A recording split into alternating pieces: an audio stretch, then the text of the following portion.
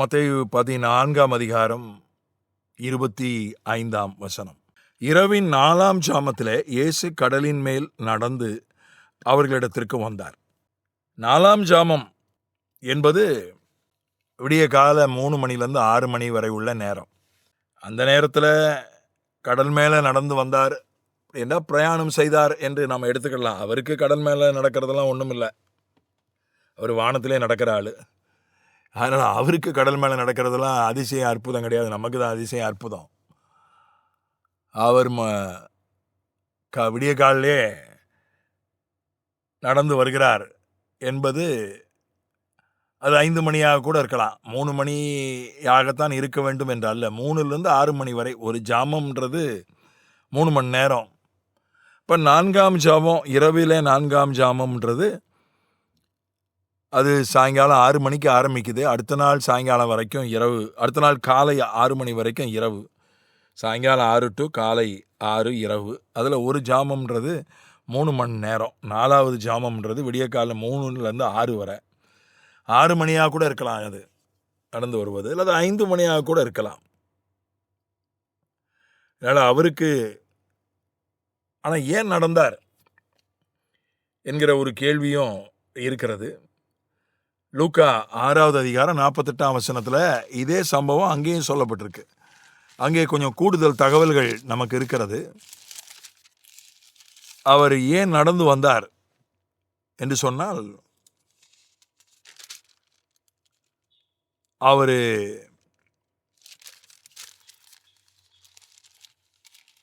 அங்கே எதிர்காற்றில் அவங்க கஷ்டப்படுறத பார்த்து அவர் வந்தார்னு சொல்லி நம்ம பார்க்கிறோம்.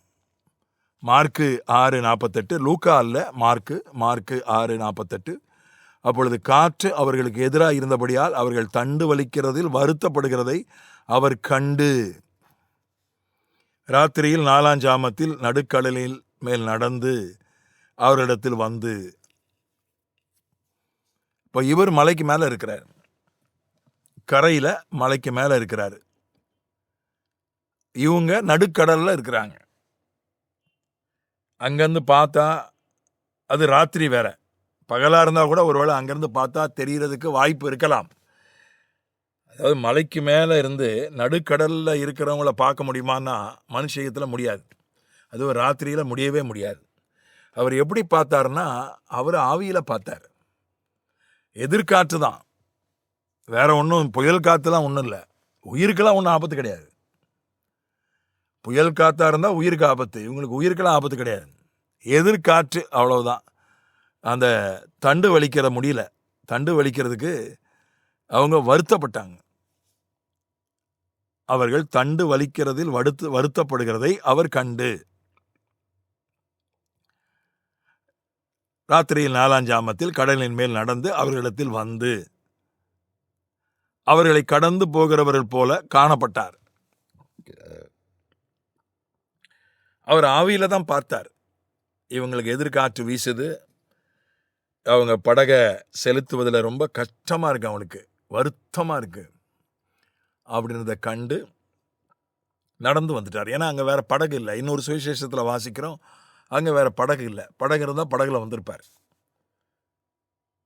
காலை வரை காத்திருந்தால் அவர்களை விடிஞ்ச பிறகு படகு வந்திருக்கிறோம், படகை ஓட்டுறவங்க வந்திருப்பாங்க. அதுவரை அவர் காத்திருக்கலை.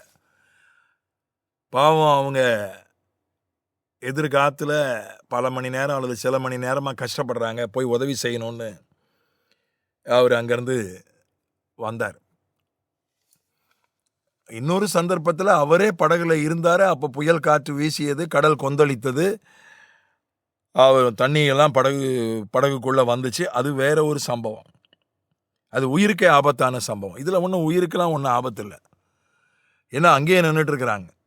அதுக்கு மேலே படகு நகரலை, எல்லாம் எதிர்காற்று வீசுகிறது. அதனால நம்முடைய வாழ்க்கையில் எதிர்காற்றுகள் வீசும்போது, எதிர்காற்று என்று சொன்னால் பாதகமான சூழ்நிலைகள், முன்னேறி போக முடியாத ஒரு நிலைமை, இருக்கிற இடத்துல அப்படியே நின்றுகிட்டு இருக்கிற ஒரு நிலைமை, அந்த மாதிரி சூழ்நிலைகள், கடினமான சூழ்நிலைகள், உயிருக்கெல்லாம் ஒன்றும் ஆபத்து கிடையாது.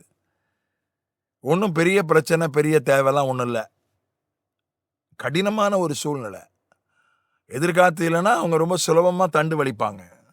இந்த படகை ரொம்ப சுலபமாக அவங்க செலுத்துவாங்க. எதிர்காற்றாக இருக்கிறதுனால கஷ்டப்பட்டு செலுத்த வேண்டியிருக்கு.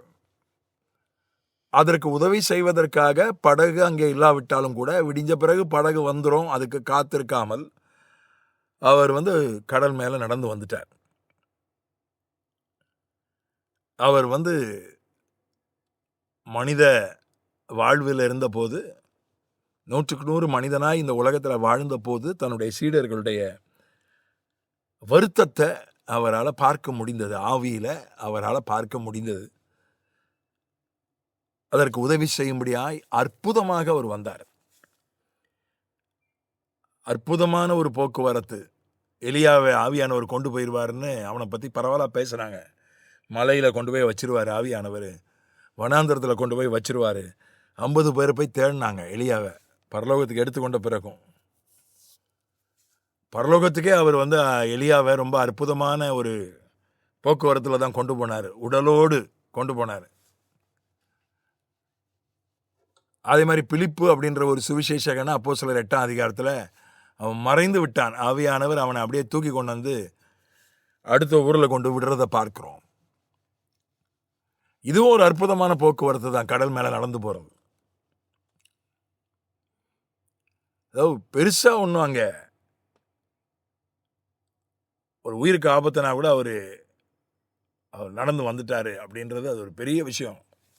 அந்த காரணம் ஒரு பெரிய விஷயம். இது ஒரு மிகப்பெரிய காரணம் இல்லை.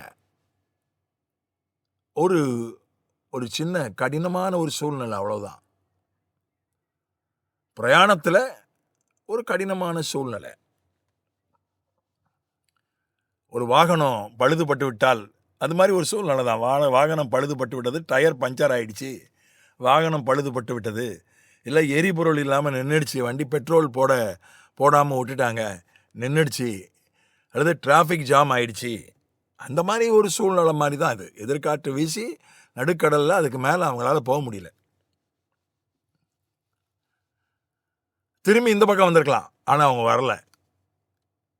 அதைத்தான் ஆண்டவர் பாராட்டி வந்தார். எதிர்காத்து வீசுது, சரி முன்னால் போக முடியல, அவங்க பணிக்கணக்கில் முயற்சி பண்ணுறாங்க, முன்னால் போக முடியல, பின்னால் வந்திருக்கலாம், சரி பின்னால் வந்துடுவோம். அவங்க பின்னால் வரல. அதனால தான் இயேசு நடந்து போய் அவர்களுக்கு உதவி செய்ததை நாம் பார்க்கிறோம். ஆகவே நம் கடினமான சூழ்நிலைகளில் பின்வாங்காமல் தொடர்ந்து நாம் பிரயாசப்படும் போது நிச்சயமாய் ஆண்டவர் அற்புதமாக நம்மை சந்திக்கிறார், நமக்கு உதவி செய்கிறார் என்பதை ஒரு நாளும் நாம் மறந்துவிடக்கூடாது. ஆகவே முன்னோக்கி செல்வோம், முயற்சி பண்ணுவோம். ஆமென்.